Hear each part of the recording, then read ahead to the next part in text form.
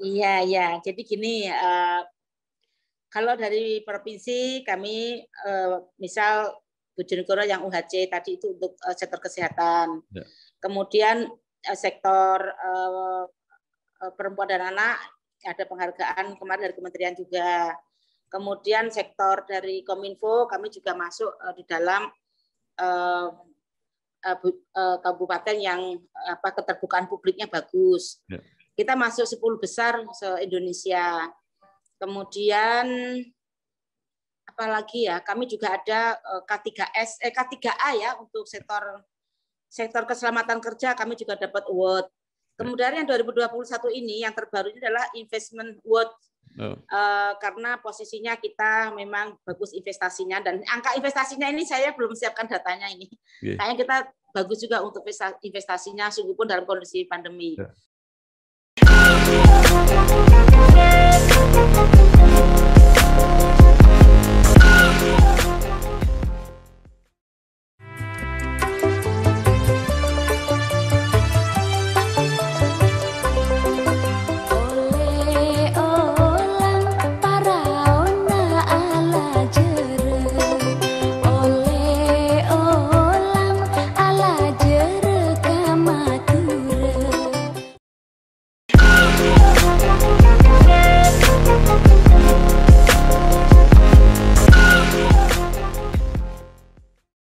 Assalamualaikum warahmatullahi wabarakatuh. Bersama saya Bambang Sadono di channel Inspirasi untuk Bangsa. Mudah-mudahan channel ini selalu memberi inspirasi, motivasi, edukasi, informasi, syukur bisa membantu mencari solusi. Kami sedang mempersiapkan beberapa video untuk ikut menandai, memperingati 76 tahun Provinsi Jawa Timur. Nah, saya sekarang sudah bersama dengan Ibu Dr. Anda Hajah Ana Awanah, Magister Hukum, Bupati Bojonegoro. Apa kabar, Bu? Sehat selalu, Mas Bambang. Sehat selalu, alhamdulillah. Ya. Alhamdulillah. Ini pertama kali saya wawancara pagi-pagi, karena Ibu kelihatannya sudah mulai aktif sejak pagi. Iya, ini dengan sistem Zoom ini sekarang nggak mengenal waktu ini. Baik, Bu. Ini tanggal 12 Oktober, Jawa Timur berusia 76 tahun. 20 Oktober Kabupaten Bojonegoro juga berulang tahun kelihatannya. Yeah. Nah, apa kira-kira makna ini 76 tahun provinsi dan ulang tahun Bojonegoro ini bagi warga Bojonegoro, Bu? Baik, sistem pemerintahan dulu ya. Jadi sungguh pun undang-undang memberikan amanat bahwa kami mempunyai otorisasi dan istilahnya otonomi, namun sistem pemerintahan bahwa provinsi adalah representasi dari pusat, sehingga di dalam kami membuat kebijakan pun juga menyelaraskan yang ada di provinsi. Yang kedua, dalam tata pemerintahan pun setiap peraturan kepala daerah kami juga meminta review dengan gubernur. Itu artinya apa? Bahwa provinsi dan kabupaten adalah selaras untuk pembangunan, dan kemudian kami tuangkan dalam RPJMD yang itu memang juga mendapatkan review dari gubernur. Nah, Bu, ini selama pandemi COVID ini apa dampaknya terhadap perekonomian, politik, pendidikan, sosial budaya, khususnya di Kabupaten Bojonegoro? Iya, memang semuanya terdampak ya, apalagi awal 2020 kalau kita lihat misal BPS punya hasil kajiannya semua menurun, tapi untuk Bojonegoro kemarin alhamdulillah kami hanya turun itu 0,4 dengan migas dan hanya 1,09 tanpa migas. Dan itu terbaik di Jawa Timur karena itu di tingkat nasional pun kami termasuk kecil minusnya. Jadi gross minus kalau sekarang kita bicara bukan gross plus ya. Jadi artinya dengan kondisi seperti itu kami bisa survive untuk pengendalian gross yang minus.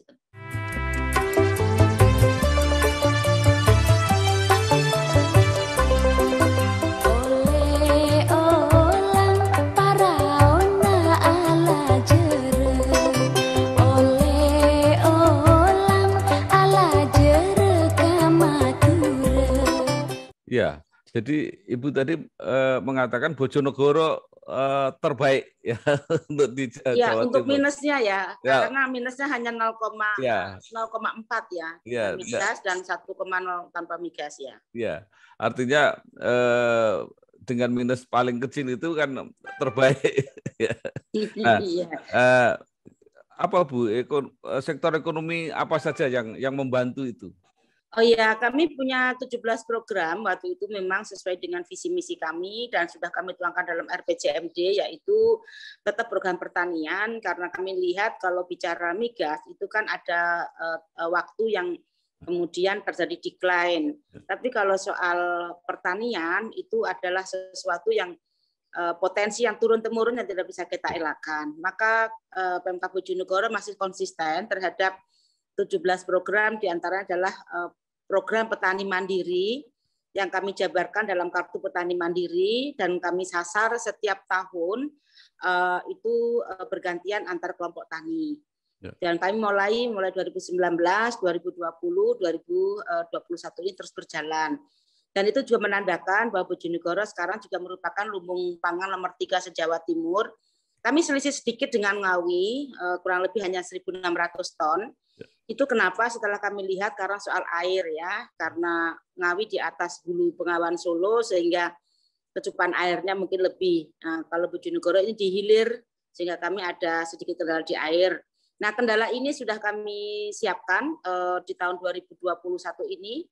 Rencana Waduk Gongseng akan beroperasi, dan kemarin kami sudah pembukaan pengisian pertama kali, dan beberapa irigasi tersier sekunder juga kami persiapkan. Mudah-mudahan tahun 2022 masih bisa bertahan menjadi lumbung pangan nomor 3.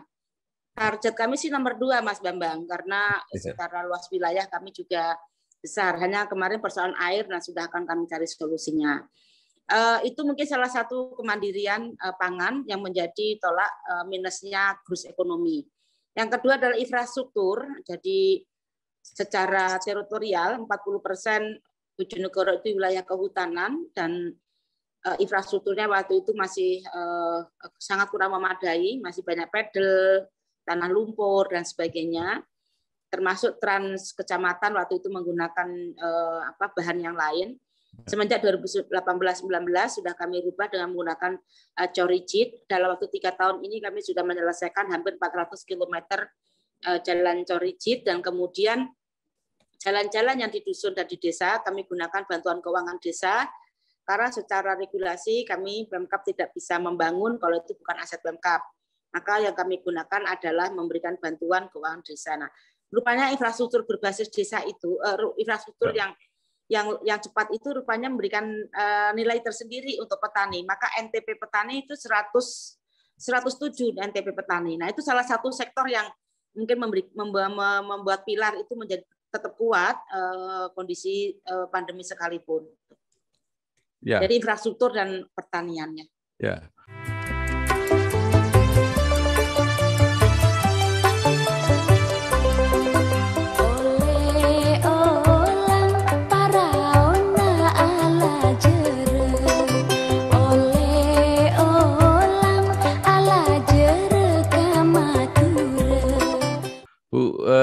Bojonegoro ini termasuk beruntung menurut saya karena mendapat DBH migas yang cukup besar, kalau nggak salah sekitar 1 triliun, sehingga juga APBD-nya juga cukup besar, 2021 6,2 kalau nggak salah. Iya, nah, betul. Seberapa jauh itu dimanfaatkan? Karena Ibu tadi mengatakan itu nanti ada akhirnya kalau migas itu. Silakan Bu. Oke. Rezim anggaran itu kan kita tidak boleh menabung. Ya. Rezim anggaran itu kan kita government expenditure, bahwa uang itu harus dibelanjakan. Ya. Tapi kan kita juga punya keterbatasan kemampuan membelanjakan, sehingga bukan asal membelanjakan, tapi efektif efisien. Pertama adalah yang mandatori itu wajib, apa itu? Ya. Wajibnya adalah belanja pegawai, tidak mungkin kita bisa kurangi. Kedua, kebutuhan dasar, itu sekolahan 20%, pendidikan 20%. Ya, kami jabarkan di dalam program beasiswa, scientist, non-scientist, termasuk berbasis desa. 2 sarjana setiap desa. Itu artinya apa? Investasi IPM, ya, investasi IPM kami, karena IPM Bojonegoro belum signifikan kenaikannya dibandingkan dengan Jawa Timur atau provinsi. Nah, kemudian setelah mandatori itu maka kami genjot untuk infrastruktur. Nah, termasuk juga kesehatan, bahwa Bojonegoro itu di Jawa Timur satu-satunya kabupaten yang memang sudah tercover oleh Universal Health Coverage. Ini kami mendukung program BPJS bahwa seluruh warga Bojonegoro sudah 100% kami cover dengan asuransi BPJS. Nah, setelah itu kemungkinan kan pasti ada silpa yang tidak terserap. Karena silpa ini yang bahasa kutip ya tidak diharamkan, karena memang sudah kebutuhan dasar, kebutuhan utama, dan kita penghematan belanja sudah kita lakukan, ada namanya silpa. Nah, silpa ini terus kami akan maintain sehingga menjadi belanja yang produktif. Di Bojonegoro, belanja kami, belanja infrastruktur itu hampir 48%. Maka kalau pemerintah minta untuk penyerapan bulan Juni-Juli, menurut saya kok ya sulit, karena itu masih progres untuk dilakukan pekerjaan. Sehingga kemarin kami juga ketemu Bapak Mendagri, kami menjelaskan kenapa Bojonegoro termasuk terendah penyerapan. Karena konstruksi APBD Bojonegoro mungkin banyak belanja infrastruktur dan belanja modal dan barang. Nah, ini tidak bisa serta-merta diserap begitu saja. Kecuali belanja pegawai itu memang bisa, udah kontinu lah, udah pasti dan sebagainya. Sehingga di akhir nanti adalah berapa penyerapan total target kami itu di akhir tahun. Nah, kemudian yang kedua, di luar tadi untuk belanja efisien, antisipasi terhadap suatu ketika sumber daya air ini akan misal berkurang, kami sudah menjajaki beberapa diskusi dengan pakar-pakar keuangan bahwa sebaiknya kita membuat seperti rule model untuk dana pendidikan berkelanjutan. Ini ya Mas, belum ingoing, cuman ini pemikiran saja. Kami sudah jabarkan itu, pemikiran itu, agar nanti tetap investasi pendidikan, investasi SDM ini tetap kita berjalan, sungguh pun misal terjadi decline terhadap sumber dana yang ada di Pemkab Bojonegoro. Itu sedang kami akan kaji dan kemudian akan kami tuangkan dalam sebuah peraturan. Kalau pemerintah pusat mempunyai misal LPDP gitu kan, Bojonegoro mungkin ke depan juga tidak persis, tapi paling tidak pendidikan anak-anak tetap kita perhatikan. Minimal itu perguruan tinggi. Karena di Bojonegoro itu ada 15 perguruan tinggi swasta.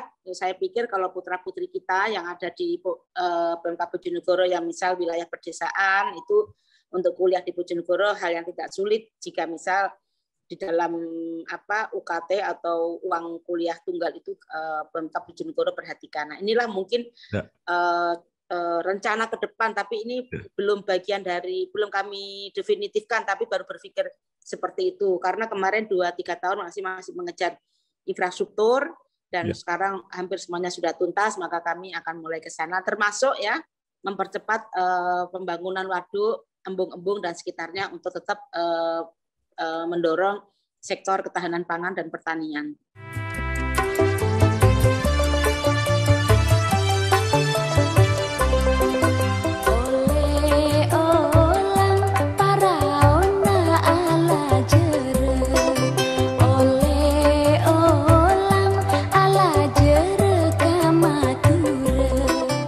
Bu, tapi memang silpanya Bojonegoro memang tinggi. Saya lihat 2021 itu ada sekitar 3 triliun kalau nggak salah. Dan nggak sampai. Itu ini belanja rutin.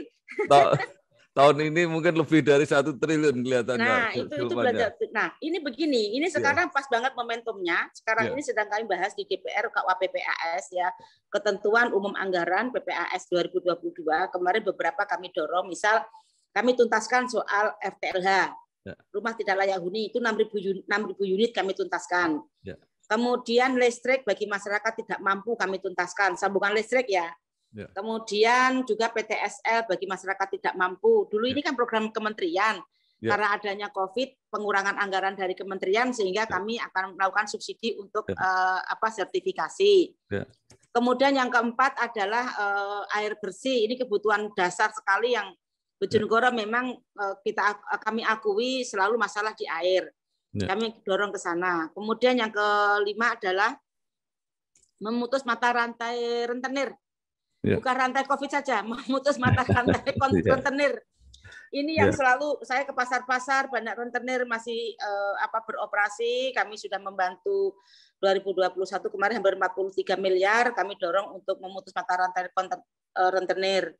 2022 rencana kami adalah memberikan bantuan lagi untuk ultramikro yang non bunga. Itu kami lewatkan dengan BPR sehingga nanti kalau kemarin masih ada bunga rendah, nah nanti 2022 kami akan kami dorong untuk tanpa bunga yang ultramikro karena ini sekaligus memutus mata rentenir ya, bukan mata rantai COVID saja nih Mas. Ya, baik. Kalau silpa itu sebaiknya harus review segera ya. Kalau ada silpa itu harus kita review segera, kami gunakan segera. Ya. Namun kadang-kadang sekali lagi sudah kan ada batas limit anggaran. Ya. Pak Presiden juga bilang anggaran jangan dibuang-buang, harus efisien. Nah ini kami lakukan sehingga tetap itu kami dana tidak kemana-mana, ada di rekening kas umum daerah, cuman bagaimana polisi budgetingnya harus kita teliti dan betul itu.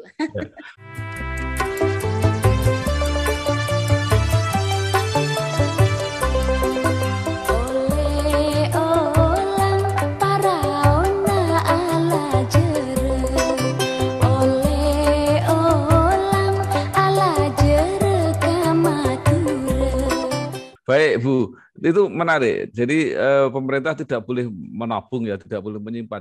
Tapi boleh nggak kalau memberi misalnya dana-dana abadi, misalnya untuk pendidikan gitu ya, disediakan entah siapa yang mengelola, sehingga itu persiapan untuk masa depan.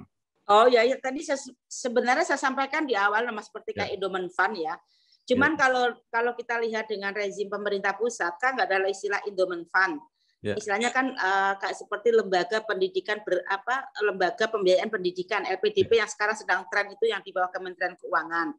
Nah nanti pun kalau kita pakai istilah dana abadi itu seolah-olah dana yang untouchable, dana yang tidak bisa digunakan. Ini masyarakat langsung ketakutan gitu kan. Jadi dana pendidikan, nah kami taruh di dalam suatu body atau lembaga atau apa ini belum ketemu role modelnya karena kita bicara masalah polisi anggaran harus hati-hati betul terhadap pengelolaannya termasuk fondamennya. Tapi yang jelas dana itu harus tidak dihambur-hamburkan, tapi dimanfaatkan yang sesuai dengan regulasi. Itu kan memang menarik sekali. Mumpung dana banyak, misalnya disediakan untuk pembinaan UMKM misalnya nanti berkelanjutan misalnya. Nah, Bu, saya ini kan orang Blora. Jadi berbatasan dengan Bojonegoro. Ini orang Blora sering iri ini terhadap Bojonegoro, termasuk bantuan desa-desanya itu. Kan geografisnya juga luas Bojonegoro. Kami punya 230.000 kilometer persegi, total penduduk 1,340 jiwa dan sebagainya. Nah soal misal nama Blok Cepu itu kemudian sumbernya di Bojonegoro memang itu seperti itu dari dulunya ya. Kan saya pikir pemerintah ini kan juga memikirkan seluruh masyarakatnya dan aspirasi dari Blora juga bisa disampaikan kepada kementerian dan sebagainya.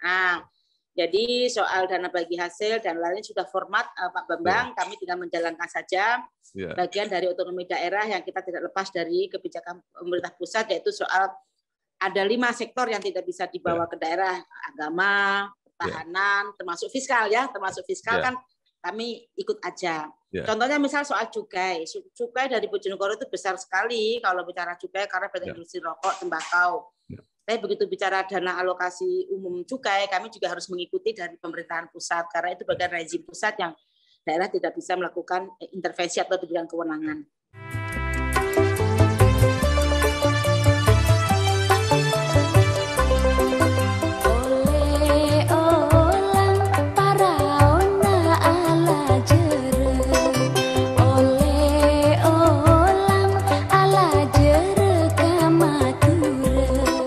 Sebenarnya nggak apa-apa, Bojonegoro dapat besar juga nggak apa-apa. Cuma kadang-kadang di desa ini bantuan desanya luar biasa Pak di Bojonegoro gitu ya. Ya nggak apa-apa. Ya kami mempunyai target ini tahun 2022 kami sudah nggak ada lagi desa berkembang, adanya maju dan mandiri. 2020 itu masih ada 210 berkembang, maju 171, mandiri 38.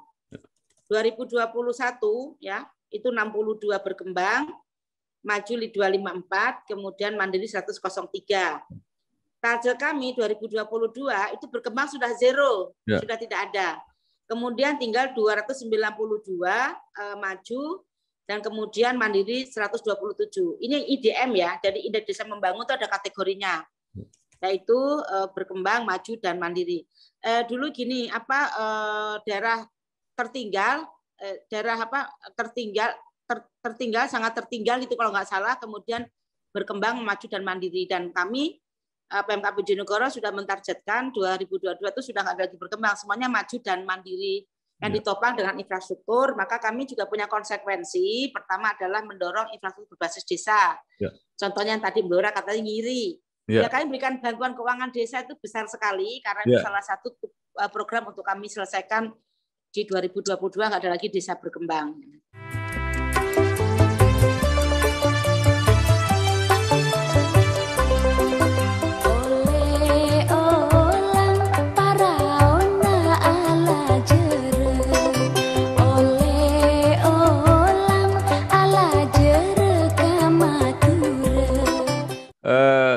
Sebenarnya beberapa teman di Blora juga berterima kasih kalau banyak program-program infrastruktur yang sampai perbatasan itu. Sudah saya kasih jembatan 1, Blora. Iya, di situ. Kalau bisa diperbanyak lagi gitu. Sudah nggak ada tempat lagi, itu sudah bagus, itu sudah dari Padangan Cepu lurus, kemudian dari dalam itu membangun Bandara Ngloram sudah kami buatkan jembatan. Iya. Ya, jadi kalau di Bojonegoro ada bandara enggak, Bu? Kami ada kereta api cepat banyak di Bojonegoro. Kami ada 11 lane. Kalau bandara, yang penting benefitnya Ngloram ke Bojonegoro lah. Gitu. Jadi kita membangun, kita membangun kawasan saja. Jadi kawasan Tuban, kawasan Blora, kawasan Ngawi, kawasan Jombang, Mojokerto. Lebih baik daripada kita bersaing yang belum tentu produktif kan, gitu ya. Baik, artinya kan Bojonegoro bisa memanfaatkan Bandara Ngloram juga gitu. Ya betul, benefitnya ke sana. Iya. Tadi dikatakan bahwa penghasilan dari DBA Migas itu bisa berkurang dan katanya tanda-tanda itu sudah mulai ada, Bu. Betul apa enggak? Kami belum merasakan ya. Kami berdoa tidak berkurang. Syukurlah ada yang mengatakan itu sudah mulai produksinya sudah mulai turun gitu. Nah, tapi kita masih 230.000 barel per hari sih. Maka itu mudah-mudahan masih lama. Nah, kemudian tren APBD, Bu. Jadi 2022 naik ya untuk Bojonegoro. Kalau dihitung dari dana DAU kami turun hampir 1,5 triliun. Jadi dari 6,2 itu tinggal 4,7 atau berapa gitu. Sekali lagi 6,2 itu kan average di dalam anggaran 2021. Nah, nanti yang ada potensi silpa kami akan reuse di 2022 segera sehingga melihatnya bukan dari APBD 6,2, melihatnya adalah total belanja anggaran itu berapa. Itulah kemudian yang kekurangannya nanti bisa kita gunakan lewat silpa di 2022. Kalau dari prognosa sih ada penurunan, Mas. Soal DAU-nya turun jauh, tapi mungkin karena ada silpa yang masih last loading yang bisa kita gunakan sehingga mudah-mudahan tetap bisa memberikan percepatan pembangunan. Bojonegoro itu termasuk role model 5 kabupaten di Jawa Timur untuk kemiskinan ekstrim untuk tuntas. Kemarin kami rapat dengan Ibu Gubernur dan Pak Wapres hari Selasa minggu lalu. Salah satunya memang Bojonegoro dijadikan role model dari 5 kabupaten kota untuk pengentasan kemiskinan ekstrim.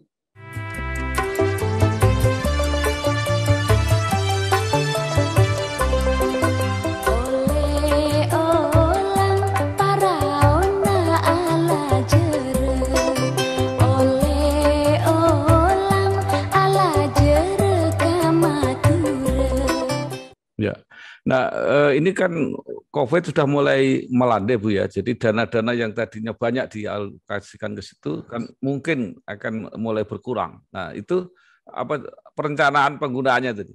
Nah, itu kan kita harus mengacu kepada Permendagri. Permendagri misal DAU 8% untuk digunakan cadangan COVID ya kami gunakan gitu. Nah, kalau tidak terserap berarti yang tadi itu ya saya katakan masuk silpa itu. Masuk silpa itu. Nah, termasuk ini kemarin dari Kemendagri ada surat baru bahwa untuk 2022 itu BTT ya belanja tidak terduga itu disampaikan untuk 5% total dari APBD. Ya. Dan itu kami siapkan dari BTT. Sehingga sekali lagi dana untuk COVID itu bukan berarti kemudian dibelanjakan habis yang tidak diperlukan, belanja habis yang sangat diperlukan, sehingga dana Silpa itu sebagian juga dana dari refocusing COVID yang tidak terserap karena kami penanganannya sangat harus efisien, itu yang menurut Bapak Presiden. Ya.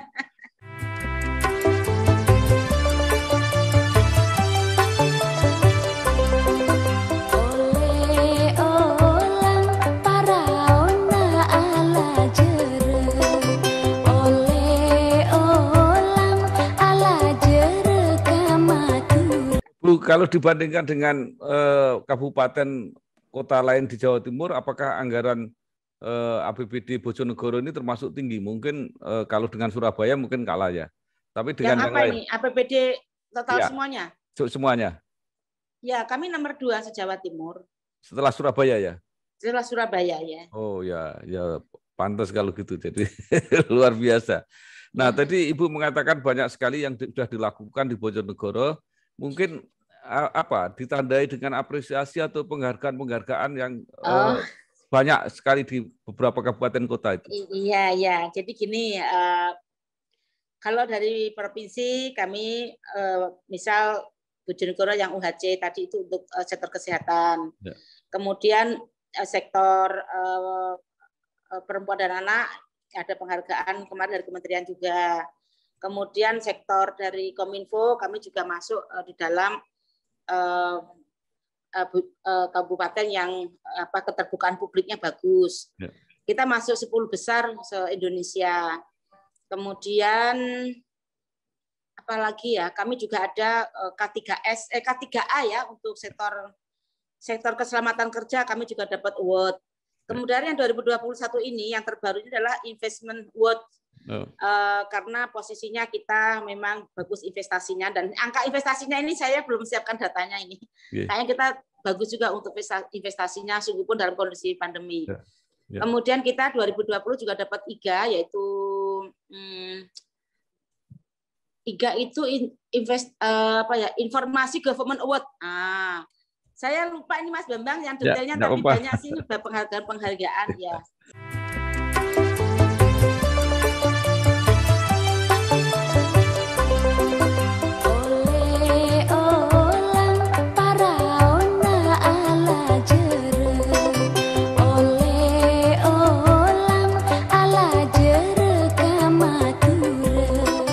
Nah, karena anggarannya di PAD maupun DBH-nya tinggi Kabupaten Bojonegoro, masih dapat nggak Bu bantuan-bantuan dari provinsi, bantuan keuangan dan sebagainya? Ya, karena provinsi juga wilayah provinsi juga bagian dari Kabupaten Bojonegoro. Ya. Dan di sana juga ada dinas-dinas yang menangani soal misal dinas sosial, dinas pemerintahan daerah. Saya pikir ya ada juga bantuan dari provinsi itu sudah kelaziman juga provinsi memberikan bantuan ke Pemkab Bojonegoro. Yang penting adalah bantuan dari Pemkab Provinsi Jawa Timur tidak duplikasi dengan Pemkab Bojonegoro, maka biasanya mereka antar OPD sudah komunikasi. Misal kalau ada bantuan desa, desa sana yang belum gitu. Jadi kita tidak tumpang tindih terhadap perencanaan yang sudah kami laksanakan. Jadi biasanya kami lebih banyak menggeser. Misal kalau provinsi sudah memberikan di lokasi titik A, maka Pemkab mengalokasikan ke titik B, C, dan seterusnya sehingga tidak terjadi duplikasi. Dan saya pikir Bojonegoro juga bagian wilayah provinsi, yaitu bantuannya sudah banyak juga di Bojonegoro. Ya, Bu, terakhir apa harapan Ibu ya atau pemerintah Kabupaten Bojonegoro baik pada pemerintah provinsi maupun pada masyarakat Bojonegoro sendiri supaya bisa segera melalui masa-masa sulit pandemi ini dan segera ekonominya tumbuh normal kembali.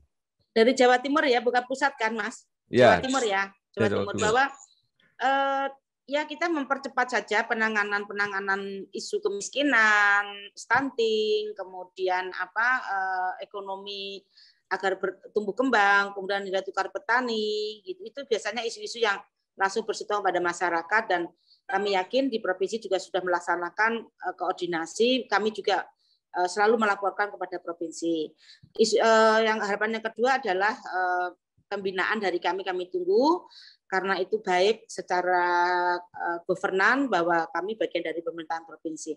Baik, terima kasih sekali. Sama-sama. Ibu. Mohon maaf ya, berapa kali tunda terus ya. Ibu Dr. Anda Hajah Ana Muawanah, Magister Hukum, Bupati Bojonegoro. Selamat ulang tahun Kabupaten Bojonegoro yang ke-344. Semoga slogan atau tagline-nya benar-benar terwujud, pembangunan merata, sejahtera, terasa. Terima kasih. Wassalamualaikum warahmatullahi wabarakatuh. Waalaikumsalam warahmatullahi wabarakatuh.